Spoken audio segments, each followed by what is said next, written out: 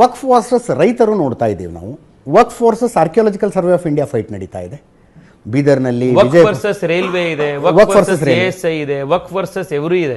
ನಿಜವಾಗ್ಲೂ ನೀವು ಬಿಗಿನಿಂಗ್ ಅಲ್ಲಿ ಹೇಳಿದ್ರಲ್ಲ, ನಿಜವಾಗ್ಲೂ ಒಂದು ಸೆಕ್ಯುಲರ್ ಸಂಸ್ಥೆ ಇದು ಅಂತ. ಯಾಕೆಂದ್ರೆ ಎಲ್ಲರೂ ಜಾಗವನ್ನು ಸಮಾನವಾಗಿ ಕಬಳಿಸಿರುವಂತ ಒಂದು ಆರೋಪ ಅದ್ರ ಮೇಲೆ ಇದೆ ಅಂತ. ಎಲ್ಲರ ಮೇಲೂ ಇದೆ. ಬರೀ ಬಿಜಾಪುರದಲ್ಲಿ 43 ASI ಪ್ರಾಪರ್ಟಿಗಳು ವಕ್ಫ್ ಇವತ್ತು ಕ್ಲೇಮ್ ಮಾಡ್ತಾ ಇದೆ, ಆರ್ಕಿಯಾಲಜಿಕಲ್ ಸರ್ವೆ ಆಫ್ ಇಂಡಿಯಾಗೆ ಸೇರಿರುವಂಥದ್ದು. ಸೊ ಇದು ಸಮಸ್ಯೆ ಬಹಳ ಗಂಭೀರ ಇದೆ. ಆಕ್ಟ್ನ ಒಂದ್ಸತಿ ಯಾರೇ ಕೂಡ ನೋಡಿದ್ರು ಕೂಡ ಏನಪ್ಪ ಒಂದು ಸಂಸ್ಥೆಗೆ ಇಷ್ಟೆಲ್ಲ ಅಧಿಕಾರ ಕೊಡಕ್ಕೆ ಸಾಧ್ಯ ಇದೆಯಾ? ನಿಮಗೆ ಒಂದು ಲೈನ್ ಇದ್ರಲ್ಲಿ ಓದ್ತೀನಿ ಅಜಿತ್, ಇದ್ರಲ್ಲಿ ನೋಡಿ, ಸೆಕ್ಷನ್ 28 ಅಂತ ಇದೆ. Power of district magistrate, additional district magistrate or sub divisional magistrate to implement the directions of the board. Directions of the board ಅಂದ್ರೆ ನಿಮ್ಮ ರಾಜ್ಯದಲ್ಲಿ ನಿಮಗೆ ಡಿಸ್ಟ್ರಿಕ್ಟ್ ಮ್ಯಾಜಿಸ್ಟ್ರೇಟ್ ಅಂದ್ರೆ DC ಕಲೆಕ್ಟರ್, ನಿಮಗೆ ಕಲೆಕ್ಟರು, ರೆವೆನ್ಯೂ ಅಧಿಕಾರಿಗಳು ಎಲ್ಲರೂ ಏನು ಅಂತಂದ್ರೆ ವಕ್ಫ್ ಬೋರ್ಡ್ ನ ಕೆಳಗಡೆ ಬರಬೇಕು, ಅವ್ರ ಆದೇಶಗಳನ್ನು ಇಂಪ್ಲಿಮೆಂಟ್ ಮಾಡಬೇಕು ಅಂತ ಕಾನೂನು ಬರ್ದು ಕೊಟ್ಟಿದ್ದಾರೆ.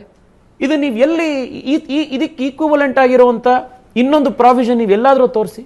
ನಿಮಗೆ ಸೆಕ್ಷನ್ 40 ಲೈನ್ ನೋಡ್ತೀನಿ, ನಿಮಗೆ ಆಶ್ಚರ್ಯ ಪಟ್ಬಿಡ್ತೀರಾ ಅದು ನೋಡಿದ್ರೆ. The board May it self collect information regarding any property which it has reason to believe to be waqf property, and if any question arises whether a particular property is waqf property or not, after making such inquiry it may decide the question.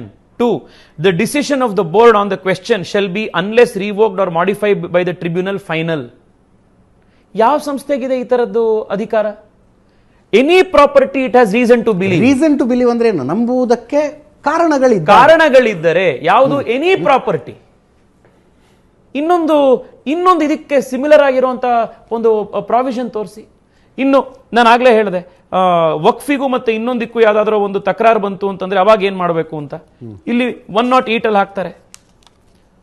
The provisions of this act shall have overriding effect notwithstanding anything inconsistent in any other law. ಬೇರೆ ಯಾವ ಕಾನೂನಲ್ಲಿ ಏನೇ ಇದ್ರೂ ಕೂಡ ಈ ಕಾನೂನಿನಲ್ಲಿ ಏನಿದೆ ಅದೇ ಫೈನಲ್ಲು.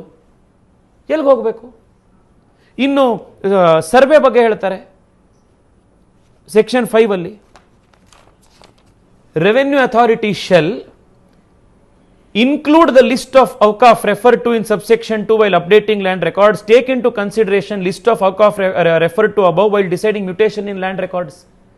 ಒಂದ್ ಸತಿ ವಕ್ಫ್ ಬೋರ್ಡ್ ಸರ್ವೆ ಮಾಡಿಸಿ ಅವ್ರೇನ್ ಲಿಸ್ಟ್ ನ ಫೈನಲ್ ಮಾಡಿದ್ರೆ ರೆವೆನ್ಯೂ ಅಥಾರಿಟಿಗಳು ಮ್ಯೂಟೇಷನ್ ನಲ್ಲಿ ಇದರಲ್ಲಿ ಮಾಡಲೇಬೇಕು. ನಾನ್ ಕೇಳ್ತಿರೋದು, ಈ ತರ ಇರುವಂತ ಸಿಮಿಲರ್ ಪ್ರಾವಿಷನ್ಗಳು, ಸಿಮಿಲರ್ ಅಧಿಕಾರಗಳು ದೇಶದ ಇನ್ನು ಯಾವ ಸಂಸ್ಥೆ ಕೊಟ್ಟಿದ್ದೀರಾ ಹೇಳಿ? ಸರ್ಕಾರದ ಯಾವ ಸಂಸ್ಥೆ ಕೊಟ್ಟಿದ್ದೀರಾ ಹೇಳಿ? ಇದನ್ನ ಯಾರು ಡಿಫೆಂಡ್ ಮಾಡಕ್ ಸಾಧ್ಯ ಇದೆ?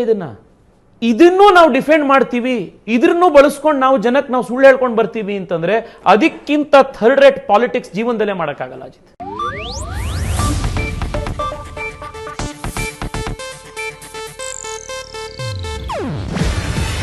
ಇದು ಏಷ್ಯಾನೆಟ್ ನ್ಯೂಸ್ ನೆಟ್ವರ್ಕ್ ಪ್ರಸ್ತುತಿ. ನೀವು ನೋಡ್ತಿದ್ದೀರಾ ಏಷ್ಯಾನೆಟ್ ಸುವರ್ಣ ನ್ಯೂಸ್.